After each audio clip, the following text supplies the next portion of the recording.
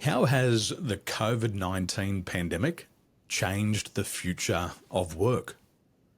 Yeah, that's a great question because we had remote work before COVID. I was working from home 2 days a week before COVID, but suddenly everybody is working from home, and it's not just for a few days a week; it's the full week, and it's not just for a week or two. It's months or even years on end.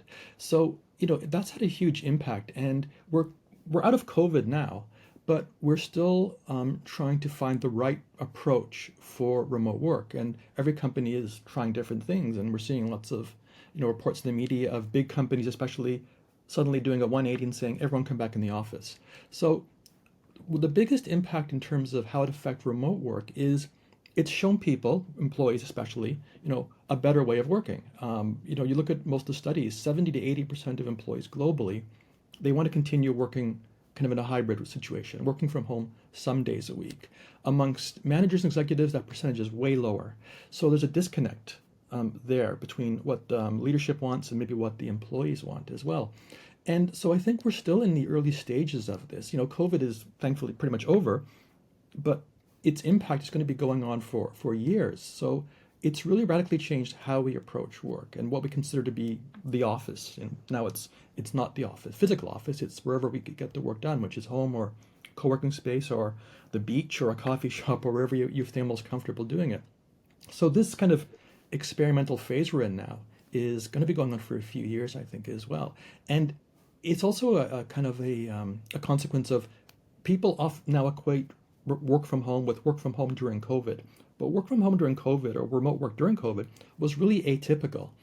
You had a lot more isolation, you had a lot more stress going on because we were cooped up at home. We couldn't go to restaurants, we couldn't go out. But now that's past us. So remote work now is more like typical remote work. But in many people's minds, it's been equated with remote work during COVID, which was a much more stressful situation than it really ought to be, and it really is now as well. I remember in 2010, a good friend of mine, he gave me a copy of a book called The 4 Hour Workweek by Tim Ferriss, and he was talking about remote work. Now, at that stage, I was cabin crew, and I would travel around the world on aircraft to aircraft and stay in the hotels, and I'd Right. study in the hotel rooms. And it was a foreign concept to a lot, but I really loved it. So I started to think, how could I achieve this remote work? So eventually, when I resigned and moved on, I started to work from Taiwan. And I thought, I'm going to scale and grow my consulting business online. And I had it all planned out in here. And then when I started to speak to business owners in Australia, they would ask me, how can you possibly coach if you're not face to face with us? Right. Yeah. And I thought to myself, well, coaching is a conversation and we're having a conversation now, but the concept didn't exist in their mind. Yeah. Yeah. So from They're quitting it 20, in person, right? yeah, from 2012 to 2013, we couldn't make the business work. And then eventually we went back to Australia and it worked because we were face to face. But then we started to travel again. And my son was going to be born in 2017. And I said to my wife, I want to work from home again. So we went back to the drawing board, work from home, same problem exists. The concept is in my mind, but the corporates in Australia said, how could you possibly do this? Yeah. And then 2019, 2020 comes along and my prayers were answered. Now we've got to So do it. maybe I created this problem. Yes. Yeah. Yeah. And I mean, and like I said, it's showed people the reality now is that we can do everything we did in the office remotely. And you said, coaching is a conversation. And one of the criticisms of remote work often the corporate leaders level is it's not, we can't build our corporate culture, right? But again, the culture is not about the physical place. It's not about the furniture. It's not about the room. It's about the relationships you have with your colleagues and with your team members and with your managers as well. So, and that can be done really well. In fact, some days it can be done better remotely than it can be done in person because we all work differently. We all have different work styles. Some people are more introverted, some are extroverted, and people who are generally more introverted like remote work better, and they can thrive better and do better in such an environment. So that's I'm hoping that more and more business leaders will see this aspect of it, that if you look at remote work from kind of an inclusiveness perspective or an equity perspective, it is way better than having everyone come in the office and work the way that you want to work, which is not the way that everyone works most effectively. And so we are going to get more productive, more efficient, and happier employees when we kind of accommodate their individual working styles, which in many cases, I want to work from home 3 days a week. And that's kind of the sweet spot for employee engagement. Gallup did a study just before COVID, the timing was really good, and they found working from home 3 days a week are the most engaged segment of the workforce. Those who work from home never and always had lower engagement, but 3 days a week is kind of the sweet spot to have the most engaged workforce for all the reasons that you mentioned earlier. One lady I had at one of my trainings, she was so happy because during COVID she had plenty of time. She didn't have to travel 1.5 hours to work in the morning, didn't have to travel 1.5 hours home. So she reallocated her time and came to online trainings. And one day she was on the training, I could hear this rooster in the background. Every morning. It was quite funny because in a professional setting, I'd never heard a rooster crow in a professional setting before. Strangely, yeah. And there was hundreds of people online and everybody's losing it. Yeah. And I think people felt like this is real life. Right. This is a reality. And I know for myself, Just like insight into people's lives, right? Daily lives, yeah. Yeah. I know for myself, coming into the pandemic, my mental health challenges definitely changed. And from the perspective of empathy and understanding people, I was trying to understand people through this little square device. Right, yeah. And I found that quite challenging in terms of sensory acuity. If I was doing a big training, I could see people's facial responses if the camera was on. Yeah. But if there was no camera and it was a large audience, there was no audio, I couldn't use my senses to gauge the audience. And it was creating a lot of stress for me. So I assumed that my mental health was affected, but I'm assuming that since we've shifted to remote work, other people's mental health must also be getting affected. Yeah. So what are you seeing? Yeah, I mean, positively and negatively as well, right? It's isolation. You described one facet of it as well, right? The isolation is impacting your ability to kind of understand your audience or see the reaction, and that's going to feed back into you and how well am I doing? Are they getting it? Are they enjoying the content as well? I've been teaching online for several years and I've experienced the same thing. So the norm's got to be cameras always on, right? You have to make that norm, but it's harder when you're having a huge audience and they've come to pay to see as well. So the mental health, there's been pros and cons. So the isolation aspect, like I said earlier, a lot of that was stronger during COVID because we couldn't get out and we were cooped up at home. Now that's lessened, but still building the relationships at work, and especially with a manager, and especially if you're a new hire. There's still challenges with onboarding, but also with if you're newly joined to a company, building those relationships with your colleagues or your manager. It's ultimately up to the kind of the people leaders to kind of up their game in terms of communication. And I like to say over communicate. And that doesn't mean just more communication, but that helps. But it's communicate more about the things that matter to that individual team member. So getting to know them and what's their style, what's their attitude, what are their work preferences, and kind of tailoring the communication to them. That it could even include what channel is it Zoom with the camera on or off. Maybe the person prefers the camera off and they're more comfortable doing that as well. So it's the idea of understanding the kind of the needs of the workforce as well. That's going to help their mental health, and especially if they are feeling the isolation or stress, by talking to them in the way that they want to be talked about. But on the other hand, there's some positives to mental health from working remotely, and that is for many kind of underrepresented groups or minority groups, they feel more comfortable working remotely because you don't have to kind of put on the same inauthentic self you have to do when you come into the office physically as well. So you are more comfortable at home. You are where you want to be. You don't have to change your temperament or your personality or how you present yourself as well. I think Slack did a study that found that in the U.S., non-white Americans preferred remote work significantly more than white Americans did for these reasons, because they felt they didn't have to put on a performance and change their authentic selves as they felt they had to do when they're physically going into the office as well. So this is, the underappreciated maybe plus side, and this aspect also that people who have different work styles, who are neurodiverse, for example, can work in a way that's more comfortable for them. So if it's someone again who's introverted, they're going to speak up more on a Teams call or on a Zoom call than they would in person.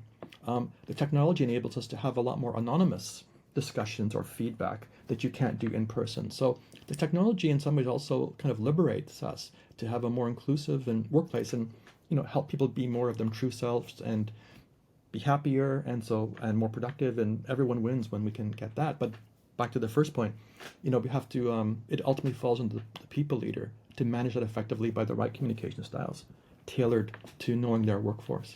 You mentioned something about onboarding, and we went through a period in Australia where what people wanted in terms of reciprocation and the amount of money that they wanted to get paid went through the roof. So all of a sudden, you're getting paid 80,000. Now they want 120,000. Of course, everything's gone up in cost. Yeah. And so the business owners are feeling stressed because they've got to pay more, but because people are working from home, they think they're getting less. Right. They're not in the office. And then they went to a period of time where there was influx of candidates, but then there's none. And then people were saying that if anything's got a heartbeat, you've got to hire it. Right. Yeah. So they find somebody, hire them quickly, but the onboarding process digitally seemed to be a disaster. And then the retention rates dropped, the turnover shot through the roof. Could you expand upon the onboarding and some of the challenges that business leaders are facing with the onboarding and doing it remotely? Yeah, it's back to that sense of feeling included in the company. It's funny you mentioned that. I just was talking a few days ago. I did my day job working for a Japanese multinational. I helped lead kind of initiative to build a new global onboarding, and we interviewed dozens of new hires from around the world. And what was the most interesting challenge that we found was that the biggest challenge many people felt of onboarding, it wasn't about getting the laptop and where's the bathroom and being able to log on. It was connecting to the team. As particularly for the team leader, manager. So having those early conversations and really making the effort by the team leader and the team members to kind of engage and welcome those people. And if that's the day you have to go into work every day, even though you don't want to make those connections with your new team members, that's the kind of the extra step we have to go through as well. So if it's not possible because you are working in a totally global team or a virtual team, make the remote meetings not just about work. We have a tendency just, okay, we have a 30-minute Zoom call. Let's get right into it. We're talking about work. Pad some time to make it about getting to know the people, getting to know the individuals, the kind of a bit more downtime as well. We don't want to go back to the enforced, Zoom happy hours like we had during COVID, but make it optional. But they do serve a purpose. They do build those kind of heart-to-heart connections more than that will make a new hire who's onboarded feel much more welcomed and get a sense of the company culture and get a sense of their colleagues and build that kind of psychological safety that they need to be able to contribute. And if they are feeling unsatisfied, feeling safe enough to speak up to their colleagues or speak up to their manager about that. So listening by the manager and the colleagues is also important. So back to my point about over communication, that when you're in the office, you see the people who are looking a bit down or they're quieter than usual. When you are remote, you have to make that additional time to do that by additional calls or email check-ins or chat or whatever it is, because you've lost that ability to do that when you're working in person. Online can replace that when you are making the intentional effort to check in more and to find out more what's going on with your colleagues, which also means talking to other people, because they might not tell you what's bubbling below the surface between team members. So engaging with everyone in the team is going to help you onboard and also create a better work environment for all members of the team, but especially those kind of ones who are new and need to have a better sense of who are you as a team leader, who are your colleagues, what's the company culture, how do I fit in, and how am I accepted and a contributing member of the team. I love that word, psychological safety. Yeah. I love that. And I noticed that today, digitally, that's going to be more challenging to create. Doesn't mean that we can't get creative. We've got to find a new way of doing it. My wife and I, we used to work with Emirates Airline, and I was a senior flight steward. So my job was to co-lead a team of 17,500 cabin crew. Oh, And I knew back then I only had a fraction of a moment to create a really good first impression. right. So it was very easy because we would have a boardroom, we'd do a pre-flight briefing, and I could set the mood. I'd get in early, put some music on, welcome everybody at the door. But I can't welcome everybody at the Zoom door these days. And then when we'd get on the aircraft, I'd always grab the microphone and I'd do a PA. I'd say, ladies and gentlemen, if you'd like to have a world-class selection of sandwiches or hot or cold beverages, please let me know over the PA. And then everybody would come to the galley and would communicate and chat. So you could quickly realise who was who. You could find out who was a little bit quieter, who was a little bit louder, who was a little bit fatigued. And we could build that psychological safety in that environment. But we're always face to face. Yeah. We always had those visual clues. We could also feel intuitively what was happening. And I can see that dynamic online is going to change, but we've got to find a way to do it. And I think there's got to be people out there doing it really well. And the technology, can enable that. I often say chat is our superpower that we didn't have before. So there's a lot you can get from a chat going on during a call that that lets people contribute in different ways. Everyone can't speak up at once, especially if you're in a room or you're delivering some material to dozens or hundreds of people. But that is kind of an additional communication channel that doesn't exist in person, and it gives us the ability to people to contribute more. So I think to be more effective in creating that psychological safety online, leaders, often, of course, we'd like to say leaders have to be coaches, but leaders maybe also have to be a bit more like facilitators in a sense, because they have to speak less. Good facilitators speak less and let the audience speak more as well, and kind of let people speak up, guide the conversation as needed, of course. So, over communication, yes, but maybe during the meeting, speaking a bit less and listening more. Because I know we often tend to just talk nonstop when we get onto a Zoom call. So that's another aspect, this idea of being more of a facilitator and a coach than, being a formal manager as such. I remember having a lot of face-to-face meetings, and those moments of silence in a boardroom were bliss. But I find now when there's a little bit of silence in Zoom meetings, people want to quickly fill it. Yeah. Because that split second of silence must seem forever in the digital space. Yes. What's the difference in that moment? Because again, I think it's back to the earlier point you mentioned, is there's no additional cues that we pick up when we're in the meetings. You can see it's quiet because everyone's thinking. If the camera's on, you can get part of that as well, right? But you can't see, how everyone's shoulders are hunched, or how they're looking down, or how they're smiling, or they're scribbling notes. That's what's missed. So, having these kind of norms in virtual meetings makes these things more comfortable. So, 5 seconds of silence is okay. If we make that as a norm, that's our thinking time, right?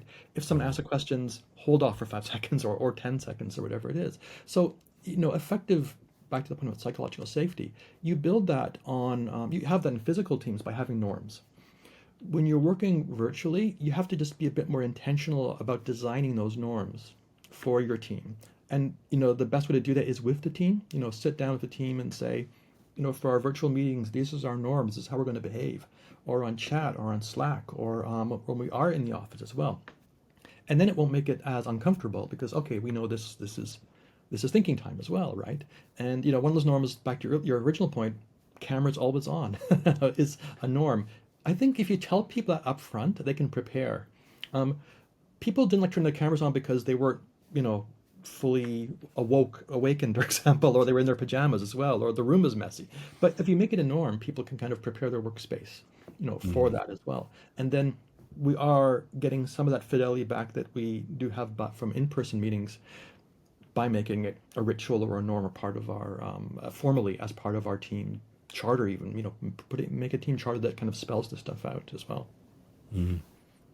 That was a big frustrator for me because I like to pick up on those visual cues. Yeah. As a trainer. I want to scan the room, who's leaning in, who's leaning back. Are they alert? Have they gone downtime internal? Are they really processing what I've got to say? And during the pandemic, I couldn't see the people. So I went and invested in a 49-inch monitor. Okay. Then I realised I could only get 49 faces in the Zoom room on there. So I went and bought a second 49-inch monitor. Wow.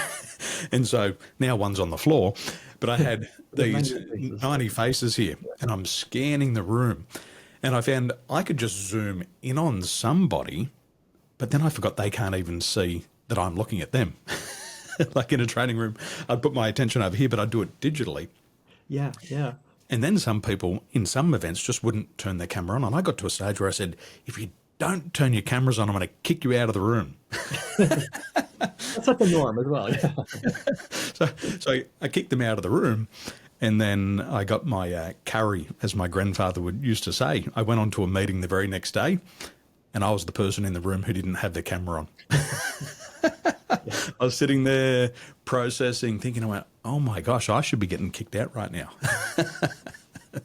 Yeah. It's funny. Like, our eye now is that little circle at the top of the laptop screen where it's the webcam you have on the side there. That's our new eye. That's how we have to connect with the audience. And our human instinct is just to look at the eyes of people. So we have to kind of train ourselves to look up and make eye contact with that little camera lens, wherever that may be. It's fascinating. What do you believe to be the most significant barriers that we're encountering when working across cultures? Yeah, working globally, working virtually, one other outcome of the pandemic was that we can now work with a lot more people than we could before in terms of national, in terms of more diverse populations. So we have to also get up our game a bit at working across cultures. And so the biggest challenge that we face when working across cultures is actually us. We are the biggest challenge. But more specifically, it's kind of our own unconscious assumptions or biases, or what I like to call our common sense, that will work very well in our own culture. So, emotional intelligence is important for a leader, and as a leader, you have high emotional intelligence, and that will work really well in your own culture.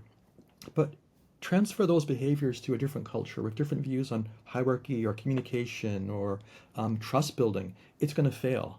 So you have to realize, what is my common sense? What are my assumptions or expectations? And how might they not travel well across cultures? So a lot of cross-cultural study is looking at the other party. How does, like in Japan, how do people in Japan view individuality versus consensus and collectivism as well, right? Versus Canada, where we're a much more individualistic society as well. But we don't put enough point on that last part. I have to understand my norms and my common sense around culture and how I may have to benchmark myself before I can know how big the gap is to other cultures. So one of my favorite quotes, many people said it, but the oldest is from Voltaire, is of course that common sense is not so common. And that's doubly true when you're working across cultures where everyone has a different sense, kind of common sense as well. So to be more effective across cultures, it really starts with some self-reflection and understanding how your culture operates and what your common sense and what your default behaviors are, and maybe how they may or may not travel so well. So you need emotional intelligence, but you also need cultural intelligence as well. And that starts with understanding, your common sense, where you are, and using that as your kind of yardstick to decide what behaviors you may have to shift when working with different cultures. My family owned a pawnbroking business, and what we would have called emotional intelligence back then was being street smart. And Right. when I left the pawnbroking business, well, I was street smart. And then I went to the Middle East and I worked with Emirates Airline and became a leader. And now I have a team of 134 different nationalities. Wow. And so I'm now going to lead, chilled out, kicked back Aussie. So I'm in business class, and I said to the two girls on the left-hand side, one was from Australia, one was from New Zealand, I said, you ladies know the expectations, go and do what's expected. And they went out and they delivered a perfect service. And I said to the girls on the right-hand side, who were both from China, I said, you know the service sequence, go out and do what's expected. And so all of a sudden I've got people over here serving entrees and other people serving desserts. I thought to myself, desserts before the appetizers? This is wrong. So I called them in and I said, I told you what was expected. Just follow the service sequence, go and do it, no mistakes. They go out and they keep serving desserts. And I thought to myself, if that's the meaning of my communication, there's got to be something wrong with me. And so I called them back and I said, see the service sequence here? Do steps 1 and 2, don't make a mistake, come and report to me immediately. And they went out and did it perfectly. Yeah. And I got a big slap in the face because I realised that one leadership style worked for my culture, yet for a culture that I didn't understand, it didn't work. And as the leader, I set them up for failure. And that was a big awakening for me because we had the same service sequence, but two totally different ideas. These girls wanted autonomy and these girls wanted to be told exactly what to do. Right, yeah. But I'd never learned that in the college. Yeah, right. I had to learn it the hard way. New street smarts, new streets, many streets, different global streets, yeah. Yeah, so my street smart Daniel, that part of my ego disappeared really fast. It's quite exciting as well. Yeah.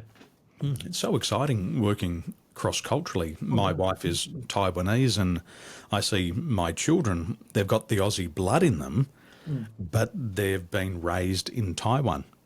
And I can hear the language that's very colourful as Australian Jews come out of my children's mouths. But then I see them on the temple asking the Buddha for the right answer. And it's quite fascinating to see these cultures come together. Yeah. But it is dynamic. And when you think you've got a hold of it, you see something else culturally that often doesn't make sense or you can't find it in a book. Yeah. I mean, living here in Japan for 12 years now, it's never boring. Because every day I learn something new, and so that's and I really enjoy that. As you said, working across cultures and working with folks, and I'm working with global teams from around the world. I'm teaching MBA students from around the world as well. That dynamic of that person said something I never would have imagined, and I learned something from that as well. That's one reason I kind of love living here is because it's such a learning opportunity when you're living in a different culture. Every day something new pops up. In Australia, we'll always introduce ourselves. G'day, I'm Daniel. G'day, Darren. How you doing? And I would do that here in Taiwan. And my wife would say, what are you doing? And I'd say, I'm just saying hello, introducing myself. She said, never introduce your name at the start because these people might not like you yet. At the end of the conversation, if they like you, then they'll tell you their name. Yeah. And for that, an ingrained habit, gee, that took a long time to get out of the system. Yeah. I'm still working in some of that after 10 years working in a Japanese company as well. Yeah. You also took a big step. You left your comfort zone, you left Canada, you went to the opposite side of the world, and now you've been living in Japan for 12 years. What were the challenges for you for leaving your comfort zone? What was the challenges there for you? So, my previous career was working for the federal government in Canada, and it was, you say comfort zone, it's a very comfortable place because it's comfortable work. It's not necessarily long hours. There's a nice sense of mission when you're working for a national government. But I felt kind of constraining. I wanted to do more, and so I decided to, essentially quit and come here, get my MBA, and develop the second phase of my career. So the big challenge was understanding what was my actual strengths and skill set. Because what worked, it's maybe similar to the common sense discussion. What worked well in Canada and worked well working in a government context is not going to work well here. It's not going to work now in the private sector, where I'm now working. I'm thinking about profit more now, for example. So getting this sense of not just widening your horizon, your perspectives, but also recognizing how I have to shift my perspective. So I thought I was good at this stuff over here, but actually I need to be over here now. And that stuff over there is suddenly less important as well. So I have to expand my skill set, my mindset. An MBA helped make a transition from public to private sector, but it didn't fill all the holes. So, I think, like I said, it's still an ongoing process to learn what do I need to continually learn or unlearn or relearn and upskill to succeed in kind of the context I'm in, which is constantly changing as well. So maybe back to that point about common sense. What are your aspects of your skill set and mindset that are not going to be as useful in the new context, and what do I have to do to change how I view things, and what do I have skills do I have to learn to succeed in that new environment? That's, I think, was the biggest challenge.